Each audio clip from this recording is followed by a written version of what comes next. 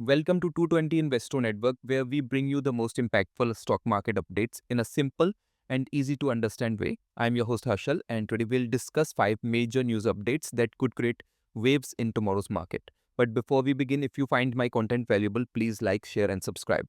Your support motivates me to bring you more powerful market insights every day.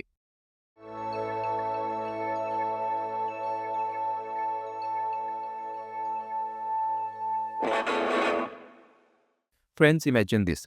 RBI is trying to make loans cheaper by reducing the repo rate by 0.25%. But suddenly, HDFC Bank decides to increase its overnight loan interest rate by 0.05%, 5 basis points to 9.20% starting February 7, 2025. Now, this is confusing, right? On one side, RBI is saying borrow at lower rates, but HDFC Bank is saying, wait a minute, we are increasing our rates for overnight loans. Now, the big question is, why is HDFC Bank increasing MCLR despite RBI's rate cut? Before we answer that, let's first hear from RBI Governor Sanjay Malhotra. In his latest statement, he clearly mentioned that the NCL rate should be around 6.5%. Deposit facility, SDF, the SDF rate shall be at 6.0%, and the marginal standing facility rate, also called the MCF rate, and the bank rate shall be 6.5%. The MPC also decided unanimously again to continue with the neutral stance. Now that we've seen the official stance, let's analyze why HDFC Bank is making this move. The marginal cost of funds-based lending rate MCLR is not controlled by RBI. Every bank sets it based on its own cost of funds. It's not just about the repo rate. Banks also consider their cost of deposits, operational expenses, and risk management. HDFC Bank has only increased the overnight MCLR while keeping other loan tenures unchanged, ranging between 9.20% and 9.45%. Even though RBI is making borrowing cheaper, banks still need to manage their funds and profitability to stay financially strong. Let's be clear, HDFC Bank is not breaking any rules. RBI allows banks to adjust MCLR based on their own cost structures and liquidity conditions. If you take an overnight loan, you will pay slightly more interest. But if you're taking a long-term loan, there's no impact. HDFC Bank's move shows that banks prioritize their own costs over RBI's rate cuts. So, is this good or bad? Let me know your thoughts in the comments. I'd love to hear what you think. So, let's jump straight into today's second big story. Has just secured a massive power transmission project in Rajasthan in partnership with Hitachi Energy India Ltd. This is a game-changing deal because it involves setting up a 6,000 megawatt high-voltage direct current HVDC transmission link, which will help in efficient power distribution across the state. The contract was awarded by Rajasthan Part 1 Power Transmission Limited. BHEL and Hitachi Energy will build HVDC terminal stations at Badla and Fatpur. The project is expected to be fully operational by 2030. Why is this a big deal for BHEL and investors? BHEL stockholders, listen up. This deal could be a turning point for BHEL as the company has been looking to expand its presence in the power transmission sector. Let's break down why this project is so important. India is moving towards renewable energy and Rajasthan is a key solar energy hub. This project will ensure smooth transmission of power across the state. Hitachi Energy India Ltd is a global leader in power infrastructure, and this collaboration strengthens BHEL's position in the market. With this project set to run till 2030, BHEL is securing consistent revenue for the next 5+ years. More government contracts could follow if this project is a success. After this announcement, investors are optimistic about BHEL's future. The stock may see positive movement in the coming days. Now let's take a look at Hitachi Energy India Limited's official statement regarding this project. As you can see, this document confirms the details of the project and emphasizes how this transmission link will support India's clean energy transition. BHEL has secured a huge project that could boost its growth in the power sector. Investors should keep an eye on BHEL stock as this deal unfolds. The partnership with Hitachi Energy gives confidence in the project's execution.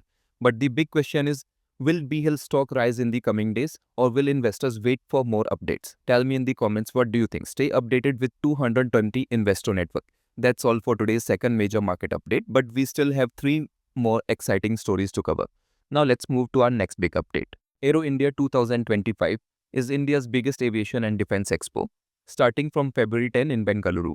This time, Hindustan Aeronautics Limited (HAL) is all set to impress the world with its made-in-India fighter jets, helicopters, and cutting-edge aerospace technology. HAL will showcase some of its most advanced aircraft in both static and flying displays, including Light Combat Aircraft (LCA), Tejas Mk1A, India's Pride in the Skies, Light Utility Helicopter (LUH), the next generation multi-role chopper, avionics and aerospace innovations, new developments in radars, engines, and mechanical systems. This year's Aero India event was officially inaugurated by India's Defence Minister Rajnath Singh. In his speech, he praised HAL's contributions to India's defence self-reliance and emphasized the importance of indigenous fighter jets and technology in making India a global defence powerhouse. India is focusing on reducing defence imports and promoting self-reliant military technology. HAL's presence at Aero India proves that we are ready to compete globally. More international buyers could sign deals with HAL after seeing these aircraft in action. This could lead to big orders, pushing HAL's stock price higher in the long run. Countries like Egypt, Malaysia, and Argentina have already shown interest in the LCA Tejas. This means more exports, thus more revenue, adds more growth for HAL. Final takeaway for investors: HAL's participation in Aero India 2025 is a huge positive for India's defense sector. Investors should keep an eye on HAL's stock, as potential deals could boost its valuation. With indigenous fighter jets gaining global attention, India is rising as a defense leader. Now tell me, do you think HAL will secure major orders from this event? Drop your thoughts in the comments. Now let's move to our next big update. Tech Wabag secures 3,251 crore order in Saudi Arabia. Tech Wabag, a leader in water treatment solutions, has won a massive contract to develop a 200 million liters per day sewage treatment plant in Riyadh, Saudi Arabia. Total deal value around 3,251 crores, 371 million project, 200 million liters per day independent sewage treatment plant location, Riyadh, Saudi Arabia.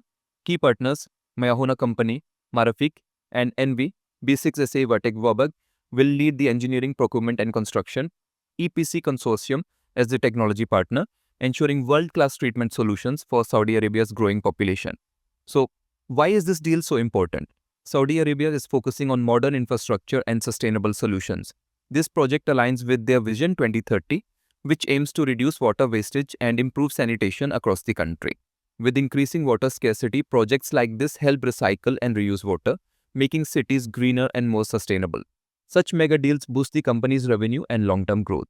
It strengthens India's position as a leader in global water technology. Tech Wabag's stock could see strong momentum after this contract win. To ensure transparency and authenticity, here's the official document. This proves that the deal is confirmed and we are not just speculating. Final takeaway for investors: Tech Wabag's 3,251 crore project is a huge win for the company and investors. Water treatment and sustainability are becoming crucial sectors for global growth. This deal could boost Tech Wabag's stock performance in the coming months. Now tell me, do you think investing in the water infrastructure sector is a smart move? Drop your thoughts in the comments below. Now, let's move to our final update. According to a recent article from the Economic Times, Nykaa is projected to report a 27% year-over-year increase in revenue for the third quarter of FY25. This impressive growth is primarily driven by the beauty and personal care (BPC) segment, which has shown remarkable performance. In contrast, the fashion segment has faced muted demand, but Nykaa continues to make market share gains in this area. Overall, the company's gross merchandise value (GMV) is estimated to grow by 27%, and the EBITDA margin is expected to expand by 90 basis points sequentially to 64%. Revenue growth 27%, YoY increased profit expected to more than double BPC segment, strong performance driving overall growth, fashion segment, muted demand but ongoing market share. Gains, GMV growth estimated at 27%, EBITDA margin projected to expand by 90 basis points to 6.4%. What does this mean for investors? Nykaa's robust performance in the BPC segment indicates a strong brand presence and effective customer engagement strategies. The anticipated doubling of profit showcases the company's operational efficiency and growth potential. However, the muted demand in the fashion segment suggests a need for strategic adjustments to capture more market share. Nykaa's expected Q3 results highlight its resilience and adaptability in the dynamic e-commerce landscape. As investors, it's crucial to monitor how the company addresses challenges in the fashion segment while leveraging its strengths in the BPC market. Thank you for tuning in. If you found this update valuable, please like, share, and subscribe to 220 Investo Network for more insightful market news. Your support keeps us motivated to bring you the latest updates.